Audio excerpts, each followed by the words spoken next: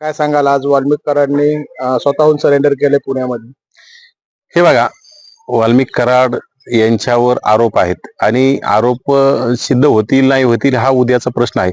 परंतु कुठतरी सीआयडी आणि पोलिसांच्या रडारवर वाल्मिक कराड होते. त्या निमित्तानेच त्यांनी आज पुण्यामधून सीआयडीच्या ताब्यामध्ये स्वतः सरेंडर झाले ते. आणि नक्कीच ते यामध्ये पूर्ण चौकशीला सामोरे जातील आणि काय जे होईल त्यांनी स्वतः कबूल केलेलं आहे की बाबा जर मी सुद्धा याच्यामध्ये दोषी निघलो तर मला न्याय देवता जी शिक्षा देईल ती भोगायला तयार आहे. परंतु यामध्ये काही राजकीय भामटे याच्यामध्ये राजकारण करण्यासाठी टपलेले आहेत. कुठेतरी जाती द्वेष निर्माण करून याच्यामध्ये राजकारण निर्माण करण्याचा यांचा प्रयत्न आहे. आता दोषी दोषी असतो, आरोपी आरोपी असतो.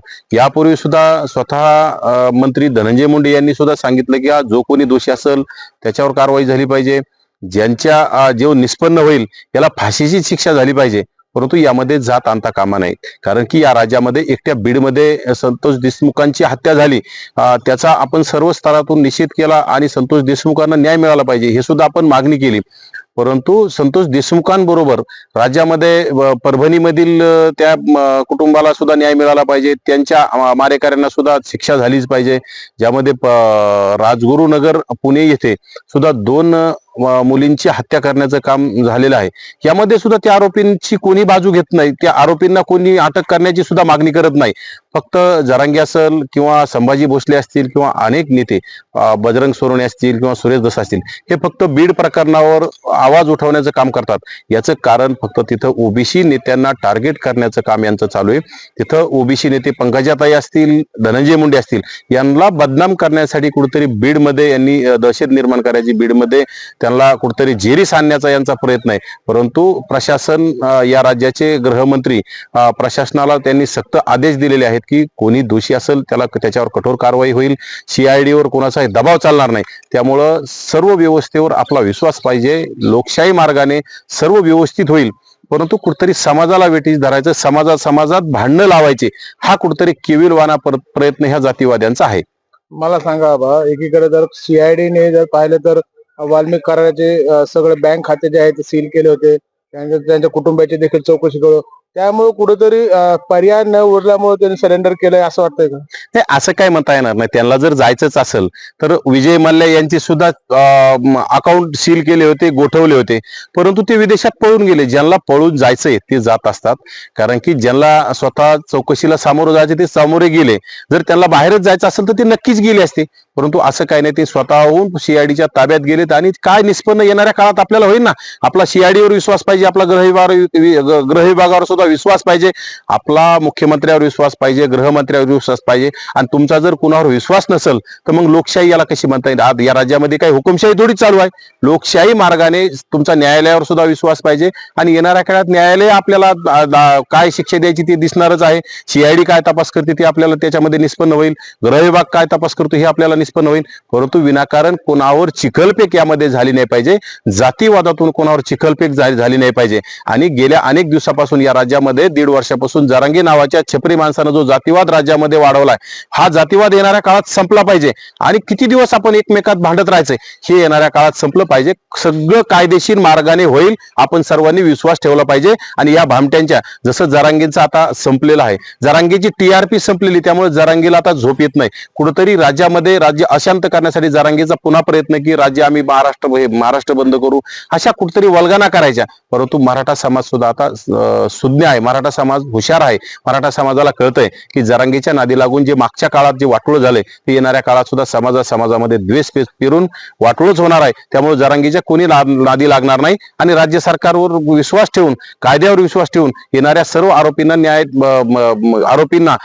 काय फाशी होईल ते आपण बघितलं पाहिजे. आरोपीवर काय कारवाई होती ते आपण येणाऱ्या काळात बघितलं पाहिजे. एकीकडे धनंजय मुंडे असतील किंवा पंकजा मुंडे असतील यांच्यावरती जे आरोप होत होते की यांचा देखील याच्यामध्ये काही सहभाग आहे का किंवा काय आहे आणि त्यांना पालकमंत्रीपद देऊ नये किंवा मंत्रिमंडळातून देखील वगळण्यात यावं.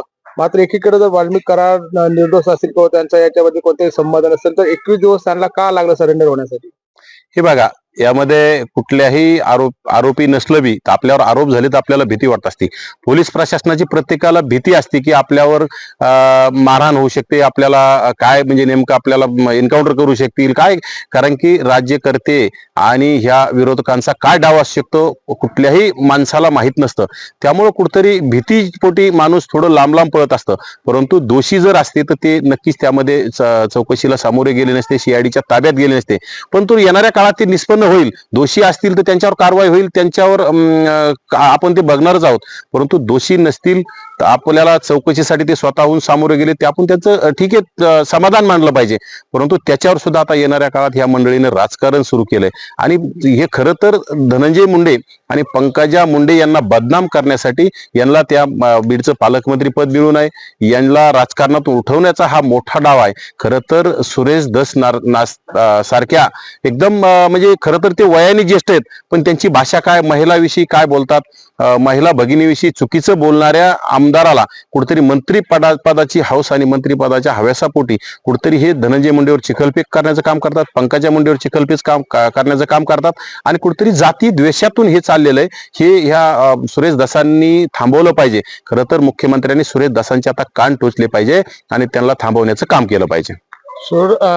ज्यावेळेस वाल्मिक कराड यांनी सरेंडर केलं त्यानंतर सुरेश धस असं म्हणले की आता मोरक्या धरला, आता आकाची बारी. आका कोण आहे?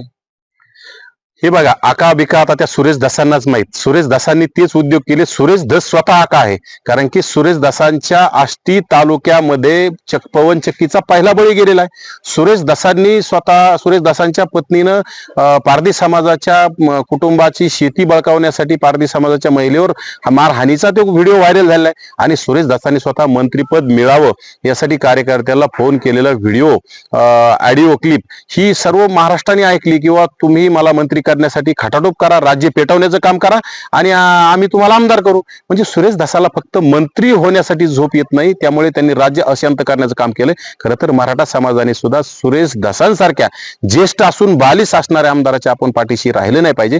सुरेश धसांना मी ज्येष्ठ मानतो, पण ते निवळ बालिश वक्तव्य आणि चुकीचे वक्तव्य आणि कुठेतरी महाराष्ट्र पेटवण्याचे वक्तव्य करत असतील तर सुरेश धसांच्या सुद्धा येणाऱ्या काळात त्यांच्या चौकशा केल्या पाहिजेत. सुरेश धसांच्या पवन चक्कीचा जो बळी गेला त्याची चौकशी पूर्ण केली पाहिजे. सुरेश धसांनी मंदिराच्या जमिनी स्वतः मंत्री असताना मंदिराच्या जमिनी बळकावण्याचं काम केलं, त्याची सुद्धा चौकशी झाली पाहिजे. आणि सुरेश धसां सुद्धा आका आहे, सुरेश धसांच्या सुद्धा येणाऱ्या काळात मुसक्या आवळल्या पाहिजे, ही आम्ही मागणी करतो ना. कारण की तुम्ही कुठेतरी ओबीसी म्हणून जर ओबीसी मंत्र्यांना टार्गेट करत असेल तर आम्ही काही शांत बसणार नाहीत. आम्ही सुद्धा तुमच्या चौकशा लावू, आम्ही सुद्धा तुमच्या पाठीशी राहू.